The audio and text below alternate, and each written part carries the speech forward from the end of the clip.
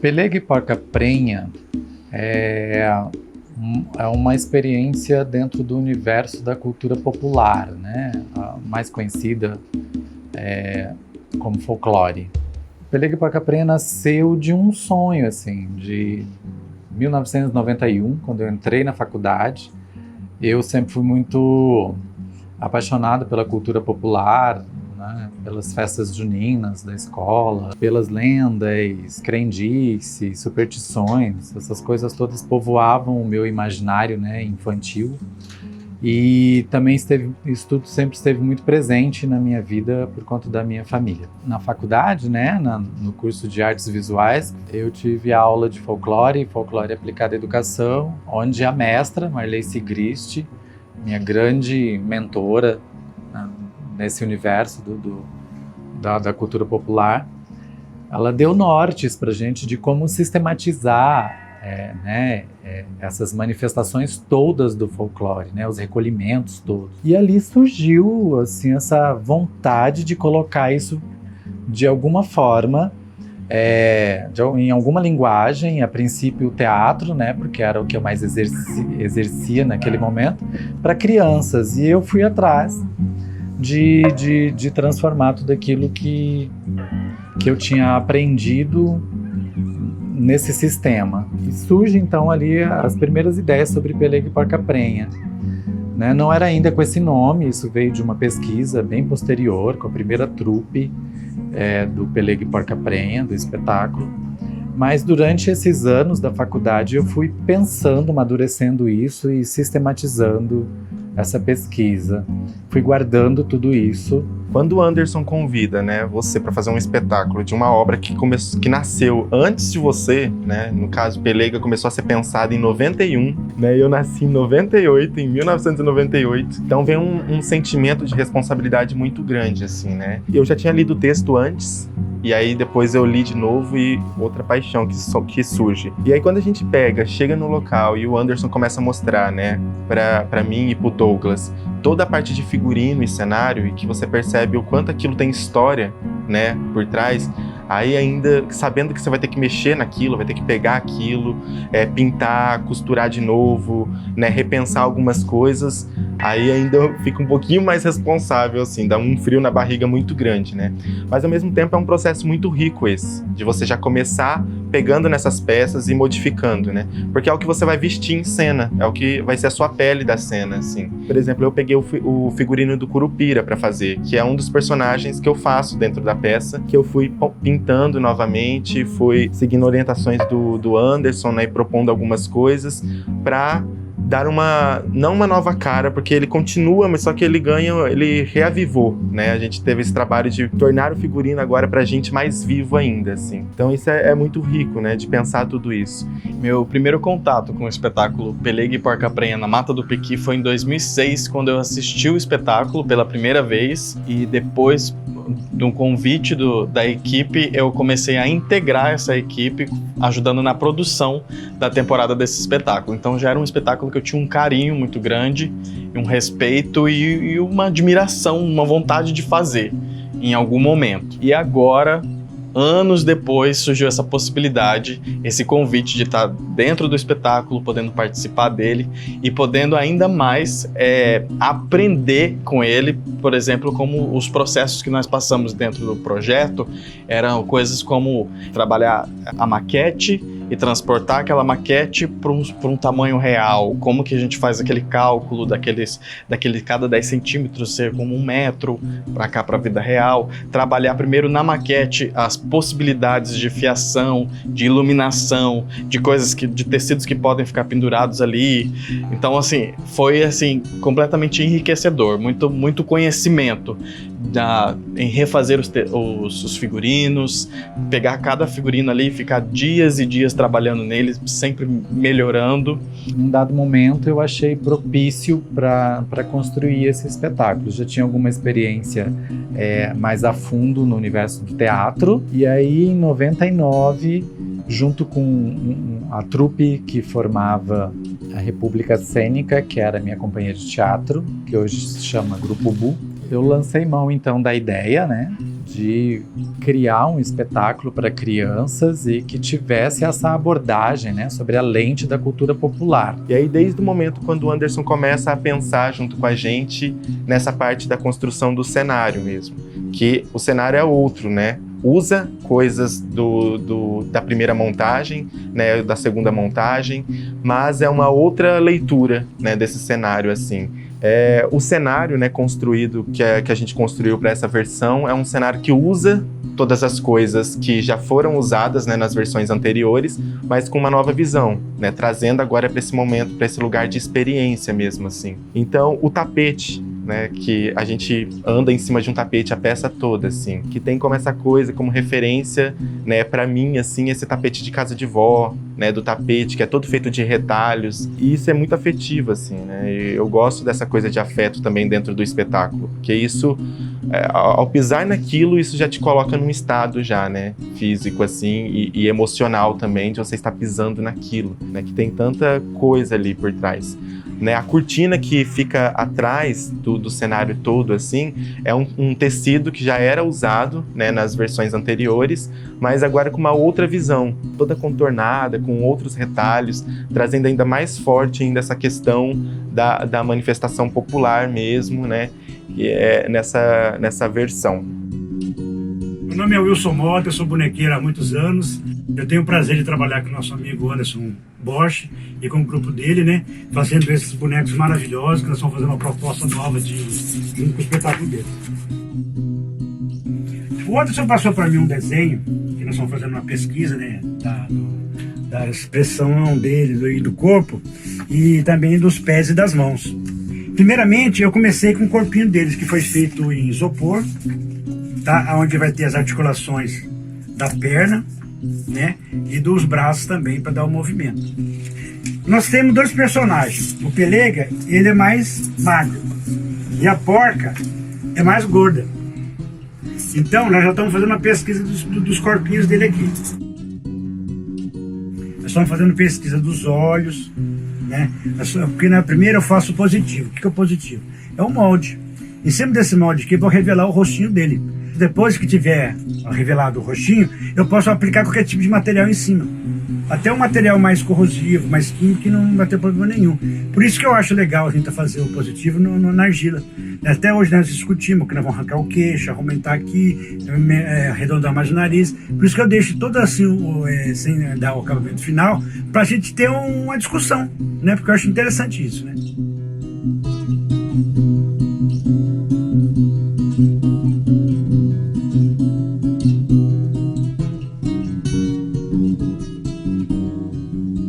Esse contato com o folclore, com a cultura popular, que eu particularmente tinha pouco conhecimento. Apesar de viver sempre em contato com a cultura popular, não tinha noção que aquilo era cultura popular. Então, o tecido, a forma do tapete que lembra o tapete das nossas avós, da casa das nossas avós, é uma manifestação popular e a gente não fazia essa conexão. Então o processo serviu para exatamente isso, ter essa noção dessas coisas e passar a enxergar o mundo de uma outra maneira, vendo cultura popular em tudo, que tudo que a gente faz, tudo que a gente vê é manifestação popular. Pelega e Porca Prenha é uma manifestação de sonho, né, de colocar essa vontade da cultura popular para fora, amarrado com esse universo drag, que é a minha pesquisa individual, e também principia essa postura de uma pesquisa de anos dentro de um grupo, né? E que às vezes foi uma pesquisa bem solitária, né? Então, assim, é um casamento de todas essas coisas. Falar sobre a trajetória de encenação do Pelega e Porca Prenha é falar de todas essas coisas juntas. Apesar de ser um espetáculo de cultura popular para crianças, ele contém drag, ele contém gênero, ele contém filosofia, ele contém poesia, ele contém resgate folclórico, ele contém as pessoas que influenciaram todo esse trabalho, como Marley Sigrist, né, a mestra Marley Sigrist. Falar sobre a trajetória dele é falar sobre todas essas coisas que constroem esse universo que a gente conhece como teatro, né? Só teatro. Aquele espetáculo de teatro. Não é bem só isso, né? É aquela obra. Pelega e Porca Prenha é a confluência de todas essas coisas, de todos esses universos, assim, o resgate folclórico, né, o resgate da cultura popular, né, a cultura nordestina e nortista, a arte drag, a tecnologia do teatro errado, a manifestação e o trabalho de todos esses agentes culturais que fizeram parte desse projeto, mas antes de tudo, um resgate, talvez para este momento em que nós vivemos de tecnologia e de distanciamento através da tecnologia das relações humanas, um momento de resgate entre o artista, a princípio, e o seu público, mas por conta da experiência que o espetáculo propõe, né, dessa interatividade, das relações humanas mesmo, que é uma característica da cultura popular, né, do dito folclore, né? Essas relações humanas, assim, não existe a manifestação da cultura popular se não tem o humano, o manufaturado, o perto, o ombro com ombro, respirar, né? Então acho que o Pelega e Porca Prenha é um resgate de tudo isso, assim, é um resgate das relações humanas. Pelega e Porca Prenha é um espetáculo artesanal feito a muitas mãos, né, com muito cuidado, com um olhar preciso, assim, do Anderson em cima daquilo, muito trabalhoso. Por exemplo, tem um figurino da pisadeira em que a gente passou a tarde toda colando flores no figurino, né, que parece um trabalho assim que você fica exausto de colar essa flor lá, essas florzinhas, mas quando você vê o resultado, aquilo vale muito a pena. E principalmente um espetáculo que propõe essa experiência, né, a experiência, esse contato da criança, do jovem, do adulto. E no caso do espetáculo do Pelega e Porca Prenha, quando a gente fala em relação à história, em relação a essa semente que está por trás dos acontecimentos do espetáculo, uma coisa que eu percebi é que ele é um espetáculo, vamos dizer assim, se a história humana fala da natureza sendo devorada pela urbano, pela civilização, entre aspas, esse espetáculo fala o contrário disso. Fala a natureza devorando, a natureza consumindo essa urbanicidade, isso todo, dentro de todos os conceitos possíveis, todas as imagens que o urbano faz. E a construção da trilha, então, ela parte dessa ideia, ela é amarrada nessa ideia de que esses sons mais retos, esses sons mais claros, que tem essa relação com essa questão de concreto da cidade, etc., vão se diluindo pouco a pouco.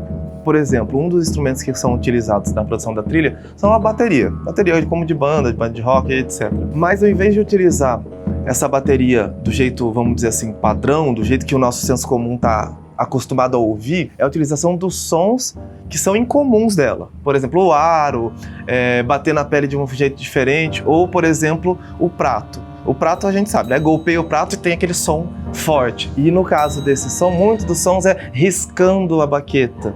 E isso leva para uma atmosfera que vai de encontro à ideia do espetáculo, uma atmosfera de terror, digamos assim, né? Aquele arranhado, que também faz parte do senso comum, mas com outra perspectiva. O arranhado, por exemplo, dos filmes de terror, que a gente conhece muitos deles, né? Como o teatro era a manifestação mais recorrente naquele momento das minhas atividades dentro das artes, né? O teatro foi o escolhido para essa manifestação, né? Para esse acontecimento. Daí, para aquela trupe que me acompanhava naquele momento, eu fiz uma proposta de encenação, né, e que vem de uma pesquisa própria de tecnologias que eu fui angariando durante o tempo, né, dentro do universo do teatro. porque eu sempre construo todas as coisas do teatro e a última coisa que entra seriam os atores, né? E o seu trabalho enquanto atores. Então, a minha encenação sempre parte do princípio do desenho de espetáculos, né? Eu nem gosto de me chamar de diretor de espetáculo, não acho que eu ocupo esse lugar, mas eu gosto da palavra encenador, eu sou um encenador, eu sou um desenhista de espetáculos. E a experiência do teatro errado, né, dessa tecnologia que deram esse nome para o Anderson e ele acatou, né, como uma tecnologia dele, que é eu, enquanto ator, entrar por último em cena, apesar de ter participado de todo o processo. Isso dá uma aflição, né, que a gente vai vendo a estreia chegando ou as datas chegando e a gente não está ensaiando, né, como que nós estamos acostumados em outros grupos, trabalhar com outros diretores, que tudo começa a partir da cena ali.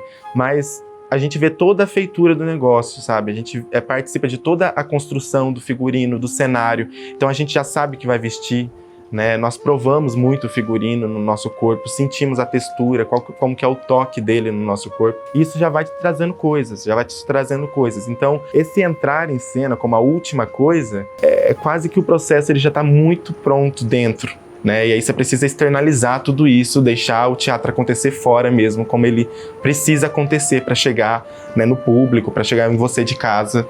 O Anderson vem tentando trazer essa coisa mesmo da experiência, mesmo de você experienciar as coisas, né? E não ser só uma pessoa que executa o que ele vai pedir. O teatro já é uma corda bamba, mas trabalhar desse jeito ainda, você se sente mais bamba ainda, porque você não tem muita certeza, né? Você tem certeza que o negócio tá bonito, que tá legal, mas agora essa certeza do que vai acontecer mesmo na cena, né, de marcações, aí é mais complicado o negócio, mas é uma experiência fantástica. Às vezes, enquanto ator, eu pelo menos acredito que boa parte dos atores, a gente tem uma coisinha com a vaidade de ser ator, de estar bem em cena, de representar e, enfim, fazer aquilo que você está se propondo bem. E quando alguém chega para você e diz que você vai trabalhar com o conceito do que é errado, é uma puxada de tapete, mas é uma puxada de tapete num bom sentido. Porque eu acho que é a partir da gente trabalhar o que a gente considera a ideia de erro como uma proposta, que a gente se encontra enquanto ator, enquanto personagem. A própria ideia de drag em todo o contexto da encenação é uma ideia que foi muito importante para mim me reconhecer enquanto ator, enquanto artista da cena. Eu percebi que, na verdade, a ideia não é vestir um personagem, a ideia não é ser outra pessoa, a ideia não é vestir algo que você não é. É justamente o contrário. É você partir do que é seu, partir do que você talvez considere um erro e tornar isso uma proposta, tornar isso uma identidade, tornar isso algo articulado com estética, com direção, com texto, com maquiagem, com cenário e todos os recursos que o teatro traz pra gente, tornar isso arte, tornar isso cena. Então, eu acho extremamente potente a ideia e a liberdade que a gente tem enquanto ator de partir dos erros, de partir do próprio erro e tornar isso uma proposta para a cena e para você enquanto performer daquilo que está sendo proposto. Então, assim, eu não tenho dúvida de que esse espetáculo chega com toda essa potência, tanto para quem fez e quanto para quem vai assistir. Dentro do processo, a gente teve uma experiência muito legal, que foi uma imersão dentro desse local onde passa o espetáculo, né? O espetáculo se passa numa mata.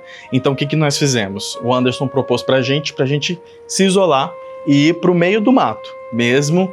E lá nós acordamos, o primeiro dia já, primeira coisa, banho e depois roupa dos personagens. Nós passamos o dia vestido de personagens, passamos o dia na mata, caminhando, correndo, sentindo o graveto entrando entre os dedos.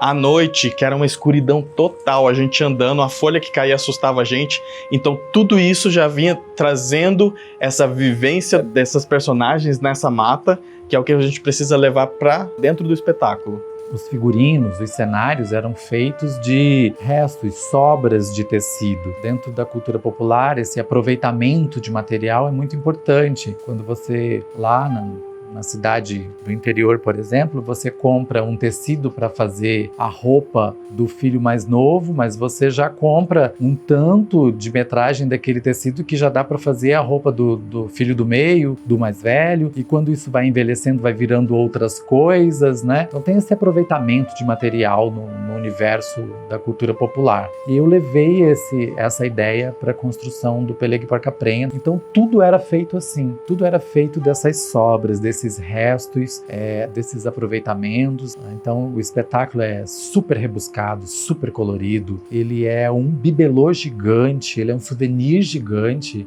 né? Ele tem níveis agora, né? Ele tem todo um cenário e ele foi concebido para uma audiência de contemplação, mas além da contemplação, uma audiência de experiência. Nesse momento a gente pensa que as pessoas que vêm assistir o espetáculo, principalmente as crianças, né, os jovens, eles vão ter uma experiência com esse objeto gigante que é o espetáculo hoje. Em produção de trilha para espetáculo, o mais comum é que o diretor ou o encenador venha e proponha assim: eu preciso uma música que tenha dita essa atmosfera, essa. E no caso do trabalho com o Anderson, é um trabalho que é sempre imersivo em todos os elementos do processo. Por exemplo, quando eu fui a primeira vez e a gente foi conversar, ter a conversa inicial para produzir essa trilha, ele mostrou a maquete da encenação, as ideias da encenação, também pensando em elementos de luz, figurino. E nesse trabalho, então, a gente consegue ter uma abertura para que a trilha não seja só um elemento solto que venha fazer algum complemento, alguma coisa do tipo. Ela é um elemento que ela nasce em conversa, em harmonia com todos os elementos do espetáculo. Então o trabalho começa a partir dessa ótica, e essa é uma ótica que dá muita liberdade para a criação. Eu estou ansioso, né, para esse encontro com o público. Espero que quando ele aconteça já de maneira presencial. Já foi um processo rico até aqui, e agora pegar tudo isso que a gente fez, né, e fazer tudo isso ganhar vida, porque até agora tá tudo lá, né, paradinho. Agora a gente vai vestir tudo isso, subir naquele cenário, pisar naquele cenário e fazer toda essa história acontecer, assim. E agora a esperança é que a gente possa entregar esse trabalho que foi muito gostoso, foi muito bom de ser feito, entregar o quanto antes para todo mundo. A gente espera estar contribuindo com a manutenção desse conteúdo que é da manifestação da cultura popular dentro desse universo, que é o universo da criança, do adolescente, do jovem e mesmo dos adultos, né? Não sei. O vô contava tantos causos dessa mata. Boitatá, Derruba a louça, mula sem cabeça, curupira, cabeludo, boca de sapo, pisadeira. Para, se não chama, coisa ruim aparece logo. dá duas voltas e chupa o dedo que espanta coisa ruim.